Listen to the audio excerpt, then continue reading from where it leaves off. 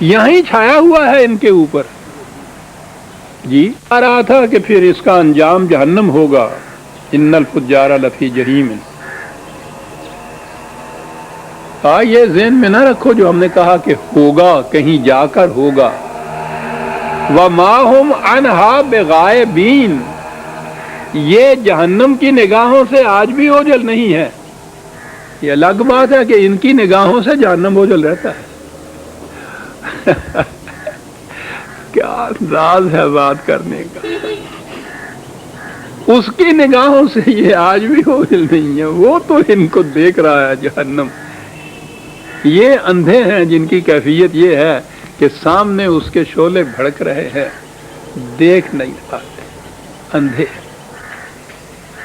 لیکن ان کے نہ دیکھنے سے تو وہ آگ ٹھنڈی نہیں ہو سکتی. شعلے تو اور زیادہ تیز بھڑکتے چلے جائیں گے. من ورائہم جہنم. اور اس وقت پھر کیا کیفیت ہوگی؟ ولا یغنی عنہم ما کسبوا شیئا ولا ما اتخذوا من دون اللہ اولیاء. پھر دو چیزیں یہاں کہی گئی. ایک تو وہ کہ جنہیں یہ اپنا حامی اور ناصر اور سرپرست اور مددگار یہ سمجھتے ہیں، یا جو کچھ بھی انہوں نے کمایا ہے یہ مطمئن ہوتے ہیں اس پر کہ یہ کافی ہے ہمارے لیے، ان کی موجودگی میں کوئی تباہی نہیں آ سکتی. کہا جن کے اپنے، جب ان کے اپنے ان غلط اعمال کی وجہ سے تباہی آئے گی تو نہ تو وہ جو حامی اور ناصر اور سرپرست اور اولیاء جن کو یہ سمجھتے ہیں وہ کسی کام آئیں گے، اور نہ ہی جو کچھ انہوں نے اس غلط طریق سے کمایا ہے وہ بھی ان کے کسی کام نہیں آئے گا.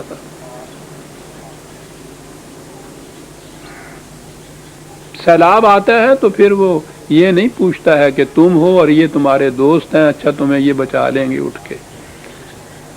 وہ تو اس طرح سے آتا ہے، وہ سیلاب نہ پرسد کے در خانہ خدامست. وہ تو یہ بھی نہیں پوچھتا کہ جی گھر کا دروازہ کدھر سے ہے، کہاں سے میں آؤں. وہ تو پھر بہا کے لے جاتا ہے. کوئی اس میں کام نہیں آ سکے گا. وَلَهُمْ عَذَابٌ عَظِيمٌ. یہاں عظیم ہے، عظیم ہضم سے ہوتا ہے. اس کے معنی ہڈیاں ہوتے ہیں. انسانی جسم کی بنیاد اس کے ہڈیوں کے ڈھانچے کے اوپر ہوتی ہے. بونز جو ہیں وہ اصل میں بنیاد ہوتی ہے کسی انسان کے پیکر کی. وہ تباہی جو بنیادوں تک کو بہا کے اور لڑکھڑا کے لے جائے. عذاب علیم تھا، عذاب مہیم تھا، عذاب عظیم آ گیا تھا کہ جس کے بعد ختم ہی ہو جاتا ہے کس. یہ ہوتا ہے ان قوموں کے ساتھ جو فطرت کی قوتوں کو مسخر نہ کریں. پہلی چیز وہ عذاب مہین ہے، ذلت آمیز. مسخر کرے لیکن انہیں دوسرے قوموں کو تباہ اور برباد کرنے کے لیے صرف کریں. یہ ہے دونوں چیزیں مل کے عذاب عظیم بن جاتی ہیں. اور اس کے مقابل میں ھذا ھدی، یہ جو ہم کہہ رہے ہیں یہ ہے کامیابی کی راہیں دکھانے والی چیز. یاد رکھیے قرآن کریم یا رسول اللہ صلی اللہ علیہ وسلم کے ارشادات اسوہ یہ رہنمائی راستہ دکھاتے ہیں، زبردستی راستے پہ چلاتے نہیں ہیں.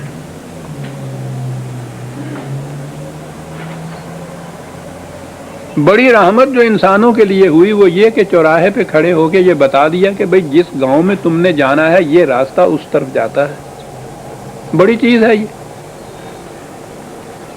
اب اگر وہ اس راستے کی بجائے دوسرے راستے پہ چلتا ہے تو اس نے کہا ہے کہ نہ یہ خدا کا فریضہ ہے نہ اس کے رسول کا فریضہ ہے کہ اس کو وہاں سے بازو اس کا پکڑ کے وہ کہے کہ ادھر کہاں جا رہے ہو، ہم نے تو بتایا تھا تمہیں ادھر چلو.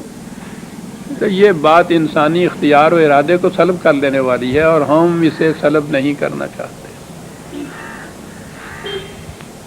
اتنی بات تو اس کے بس کی نہیں تھی کہ چوراہے پہ کھڑا ہو کے خود معلوم کر دیتا کہ وہ صحیح راستہ میری منزل تک پہنچانے والا کون سا ہے. یہ تو ہم نے کر دیا اور بڑی چیز ہے صاحب. کسی راہ راؤ کو نئے راستے پہ چلنے والے کو چوراہے پہ بتا دیا جائے کہ تمہاری منزل کی طرف جانے والا راستہ کون سا ہے؟ بہت بڑا احسان ہے۔ لیکن کہا کہ اس کے بعد یہ بات نہیں ہے کہ ہم پھر اس کو زبردستی چلاتے بھی ہیں اس راستے پہ۔ رسول اللہ صلی اللہ علیہ وسلم سے کہا کہ ہم جانتے ہیں کہ تو اپنی جان کو ہلکان کر رہا ہے، اس لیے کہ یہ غلط راستے پہ کیوں چل رہے ہیں، تیرا کام یہ نہیں ہے کہ تو ان کو زبردستی صحیح راستے کے اوپر چلائے۔ انسانی اختیار و ارادے کو ہم سلب نہیں کرتے۔ ھذا ھدی والذین کفروا بآیات ربہم لہم عذاب من رجز علیم۔ تو جو اس کے بعد انکار کرتا ہے صحیح راستے پہ چلنے کے لیے، تو اس کے لیے تو تباہی ہے، بڑی دردناک ہے، بڑی لڑکھڑاہٹ پیدا کرنے والی ہے۔ اور اس کے بعد کہا پھر کہ آؤ پھر دوبارہ تمہیں بتائیں، تسخیر کائنات کی طرف پھر آ گیا۔ اللہ الذی سخر لکم البحر لتجری الفلک فیہ بامرہ، سمندر کو تمہارے لیے، دریاؤں کو، پانی کو تمہارے لیے تابع تسخیر بنا دیا تاکہ اس میں خدا کے قانون کے مطابق تمہاری کشتیاں چلیں۔ وَلِتَبْتَغُوا مِنْ فَضْلِهِ، اور تم پھر خدا کے عطا کردہ جتنی نعمتیں بکھری ہوئی ہیں دنیا میں، ان کی تلاش میں نکلو۔ یہ جو ہے کہ کشتی ایک خاص قانون کے تابع پانی کے اوپر تیرتی ہوئی رہتی ہے، بڑا اٹل قانون ہے خدا کا، لیکن کشتیاں انہی کی سلامت رہتی ہیں جو ان قوانین کو جانتے ہیں اور ان کے مطابق اپنی کشتیوں اور جہازوں کو چلاتے ہیں۔ وَلَعَلَّكُمْ تَشْكُرُونَ، اس کے مطابق کرو گے تو پھر تمہاری محنت بھرپور نتائج پیدا کرے گی۔ شکر کے معنی یہ ہوتے ہیں، کسی کی محنت بھرپور نتائج پیدا کرے۔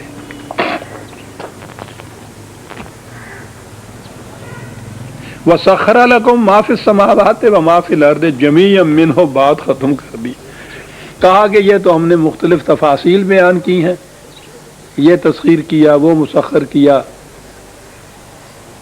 اور اس کو آپ مجمعین یوں سمجھ لیجئے کہ تمہارے لیے اس نے مسخر کر دیا جو کچھ سماوات میں ہے، جو کچھ ارض میں ہے، جمیعاً، سارے کا سارا، اور پھر من ہو، یہ اس کی طرف سے کر دیا گیا کہ اس نے کیا ہی ایسا انتظام اس نظام کا۔ یہ جمیعہ ہے عزیزان من، اس خارجی کائنات اور ارض کی کوئی قوت ایسی نہیں پھر باقی رہ جاتی جو قابل تسخیر نہ ہو۔ ابھی تو ہمارے ہاں کے بھی، ہمارے زمانے کے سائنسدان بھی جو مغرب کے ہیں، وہ تو یوں کہیے کہ کناروں کو چھو رہے ہیں۔ کائنات یہ تو انسان کے ہیتا فکر میں نہیں آتی، اس کی وسعتیں جو ہیں۔ جمیعم، اور من ہو، خدا نے تخلیق ہی ایسا کیا ہے اس کائنات کو کہ پوری کی پوری کائنات جو قوم بھی مسخر کرنا چاہے اس کی قوتوں کو وہ کر سکتی ہے، تمام قوتوں کو مسخر کر سکتی ہے۔ جمیعم من ہو، ان فی ذالک لآیات لقوم یتفکرون، یہاں یہ لفظ آئی، دیکھتے ہیں وہ کس کس کا تھا۔ للمؤمنین، لقوم یوقنون، لقوم یعقلون، لقوم یتفکرون، جو قوم عقل و فکر سے کام لے گی اس کے لیے ہمارے اس ارشاد میں بہت بڑی نشانی ہے حقیقت تک پہنچنے کی، جو ہم نے کہہ دیا ہے کہ پوری کی پوری کائنات کی قوتیں جو ہیں وہ تمہارے تابع تسخیر ہو سکتی ہیں، غور و فکر کرنے والی قوم کے لیے۔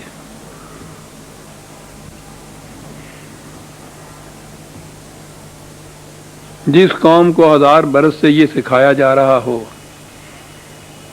کہ مذہب کے معاملے میں عقل سے کام نہیں لیا جا سکتا، مذہب تو یہ تھا فطرت کی قوتوں کو مسخر کر کے قوانین خداوندی کے تابع ان کو صرف کرنا، اس میں اگر عقل و فکر سے کام نہیں لیا جا سکتا تو فطرت کی قوتیں مسخر کیسے ہوں گی؟ لقوم یتفکرون شرط۔ ابھی میں نے عرض کیا ہے کہ فرق یہ ہے مومن اور کافر میں کہ تسخیر کائنات کے بعد